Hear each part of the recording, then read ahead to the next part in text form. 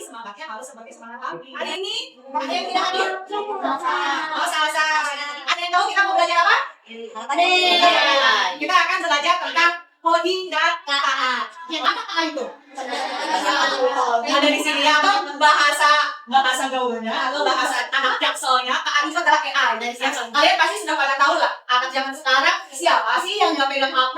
Siapa sih yang nggak tahu AI? Pada kesempatan kali ini kita akan belajar muatan baru yaitu coding KA dengan tujuan pembelajaran kita hari ini yaitu diharapkan kalian semua siswa kelas 6A mampu memahami cara berpikir komputasional. Nah, karena nanti berpikir komputasional itu adalah kaitannya dengan KA dan coding sebagai dasar KA dan coding. Yaitu nanti kalian menguraikan tentang cara berpikir komputasional dalam menyelesaikan masalah dalam kehidupan sehari-hari. Oleh karena itu, sebelum kita ke inti pembelajaran, kita akan berdoa dulu. Berdoa dimulai.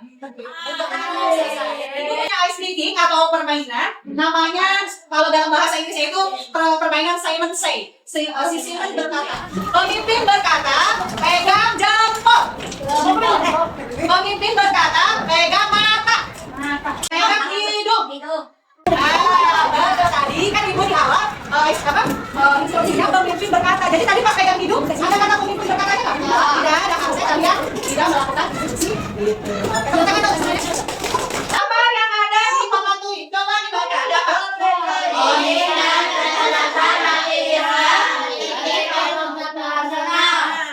Coding dan kecerdasan adalah muatan baru yang akan diterapkan di sekolah-sekolah.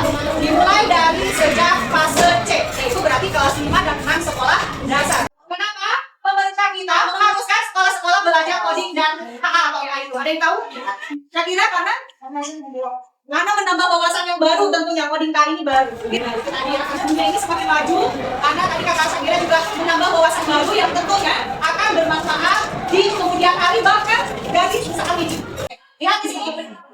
Ini diibaratkan ini adalah ajit. Aku lapar. Di rumah nggak ada nasi, nggak ada lauk, adanya mie instan. Kira-kira apa yang akan dilakukan oleh Azir? Masak mie instan.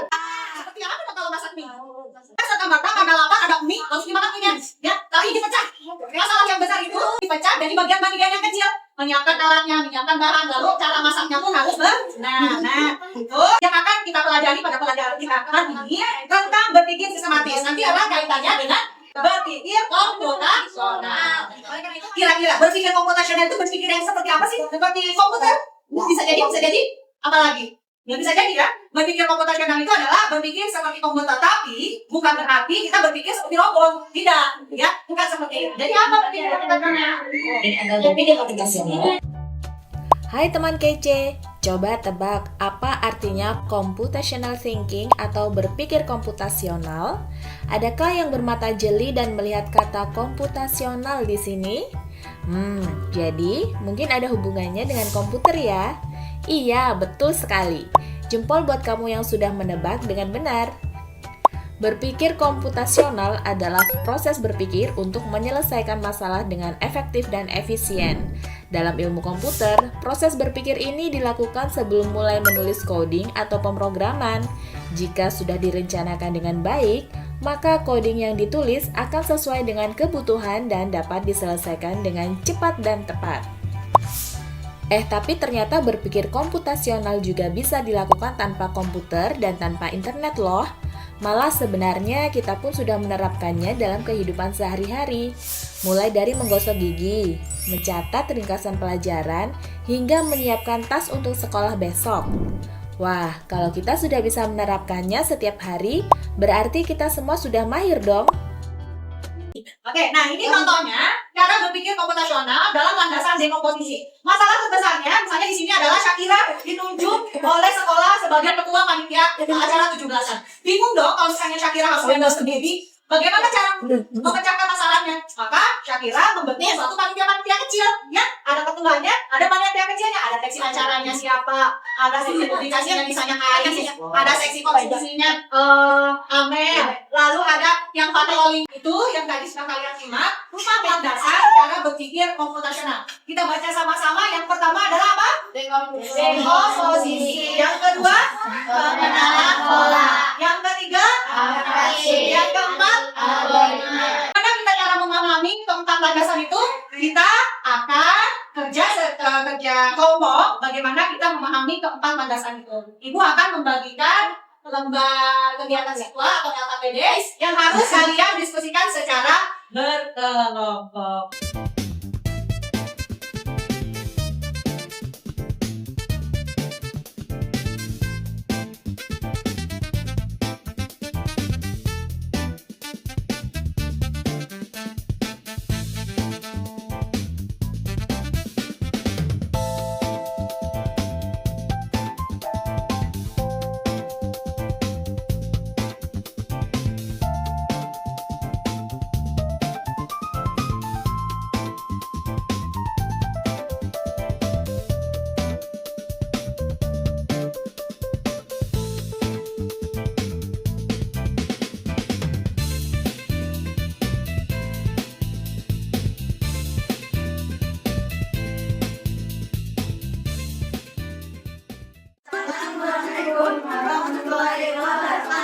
Waalaikumsalam warahmatullahi wabarakatuh.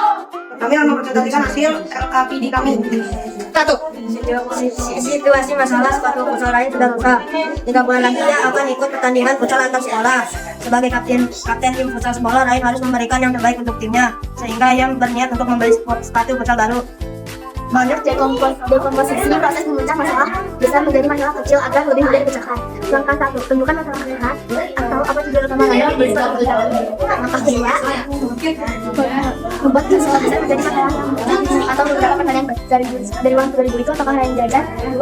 Kalau jajan berapa dan mengeluarkan uangnya? 3. Berapa bisa uang jajan kalian? 4. Jajan apa yang dibeli kalian? 5. Berapa harga satu futsal kalian?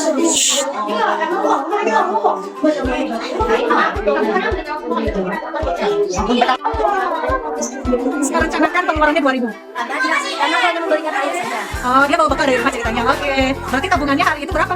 Oh, gitu. Habis itu total tabungannya berarti 13.000 di hari kedua. Oke, siapa yang mau menjawab? Kira-kira apa sih tadi yang sudah kita pelajari hari ini? Ayo Bu. Oke, apa kesimpulannya tadi yang sudah dipelajari tentang apa? Berpikir komputasional. Iya, berpikir komputasional. Ternyata berpikir komputasional juga tadi kita lebih spesifik lagi tentang apa ya? Siapa lagi? Saya Bu. Oh ya, apa? Tentang dekomposisi. Tentang dekomposisi. Oke, tadi selain tadi berpikir komputasional dan dekomposisi itu apa? Jadi tadi yang sudah dipelajari itu dekomposisinya seperti apa? Siapa? Ayo. Oke, boleh Ja. Apa Ja? Belajar coding dalam kehidupan sehari-hari. Apa tadi kehidupan sehari-harinya? Seperti contohnya tadi Raya ingin membeli sepatu futsal yang baru. Itu masalah besarnya Masalah kan? besar dan dipecahkan menjadi masalah kecil. Sehingga Raya Sehingga Raya bisa membeli seperti itu. membuat perencanaan. Perencanaan untuk membeli sepatu. Oke, tepuk tangan dong buat semuanya. Dari kegiatan tadi, dari mulai tadi kita berdiskusi, lalu menemukan jawaban-jawaban baru ya. Jadi sebenarnya berpikir komputasional itu sudah kita terapkan dalam kehidupan sehari-hari. Cuma kita belum sadar ya, ternyata kita itu dalam kehidupan sehari-hari sudah melaksanakan yang namanya berpikir komputasional. Ada apa? Dekomposisi. Yang kedua algoritma. Yang ketiga ada pola. Yang keempat ada abstraksi. Itu adalah landasan berpikir komputasional. Kalian sudah menerapkannya dalam kehidupan sehari-hari. Nah, jadi kalian nantinya landasan berpikir komputasional yang 4 ini akan diterapkan dalam kalian membuat coding. Coding buat apa? Untuk nanti kalian dari pengembang AI menciptakan teknologi-teknologi baru menggunakan bahan. Ya, semuanya sekarang sudah serba digital. Jangan sampai kalian semua anak Indonesia ini hanya sebagai user atau pengguna, tapi juga harus bisa mengembangkan atau menciptakan dalam kehidupan sehari-hari diterapkan. Supaya apa? Kalian tidak overthinking. Kalian masa remaja tentunya akan banyak mengalami situasi masalah. Masalah percintaan lah, pertemanan, mulai baper-baperan, mulai mudah tersinggung. Itu alaminya masa remaja seperti itu. Ingat, semua masalah bisa diselesaikan. Dengan cara apa? Coba dengan cara komputasional ini. Kita pecah dengan bagian masalah-masalah yang lebih kecil supaya nantinya bisa diselesaikan masalahnya. Oke, terima kasih untuk pertemuan kita hari ini. Terima kasih anak-anak yang guru. Kita akhiri pertemuan kali ini dengan tepuk salut. Masih ingat? Oke, 3, 2, 1. Tepuk salut. Salut.